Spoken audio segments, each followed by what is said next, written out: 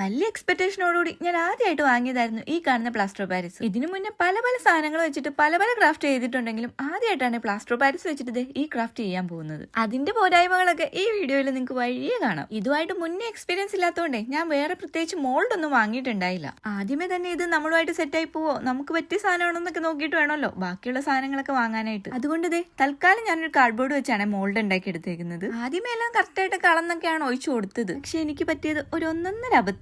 ഞാൻ ചിന്തിക്കേണ്ടതായിരുന്നു കാർഡ്ബോർഡ് എന്ന് പറഞ്ഞു കഴിഞ്ഞാൽ അത്ര ഡ്യൂറബിലിറ്റി ഇല്ലാത്ത സാധനമാണ്. കാർഡ്ബോർഡ് നല്ല സെല്ലോ ടൈപ്പ് ഒക്കെ ചുറ്റി ഒട്ടിച്ചെടുക്കേണ്ടതായിരുന്നു. ഞാൻ കാണിച്ച മണ്ടത്തരം കൊണ്ട് എന്റെ ഡെസ്കിൽ മൊത്തം പ്ലാസ്റ്റർ പാരീസ് ആയി. പിന്നെ എല്ലാം പെട്ടെന്ന് തന്നെ തുടച്ചു വൃത്തിയാക്കി ഒരു മോൾഡ് സെറ്റാക്കി എടുത്ത് ബാക്കി ഉണ്ടായിരുന്ന പ്ലാസ്റ്റർ പാരീസ് ഒഴിച്ചെടുത്തതാണ് ഈ കാണുന്നത്. ധൃതി പിടിച്ച് ചെയ്തുകൊണ്ട് ഇതിന്റെ എഡ്ജസ് ഒന്നും അത്ര പെർഫെക്റ്റ് ആയിട്ടല്ല കിട്ടിയേക്കുന്നത്. ആ സെന്ററിലേക്ക് വെച്ച സാധനം ഉണ്ടല്ലോ അതാണെങ്കിൽ ഇളകി പോരുന്നില്ല. ഇനിയിപ്പോ ഇത് പൊട്ടിച്ചളയാണ്ട് അത് എടുക്കാൻ പറ്റുമെന്ന് എനിക്ക് തോന്നുന്നില്ല. എന്താണേലും സമയം കളഞ്ഞ് ഇത്രയൊക്കെ ചെയ്തതല്ലേ, അതുകൊണ്ട് ഞാൻ പെയിന്റും കൂടെ അടിച്ചൊന്ന് പറ്റുന്ന പോലെ റെഡിയാക്കി എടുത്തിട്ടുണ്ട്.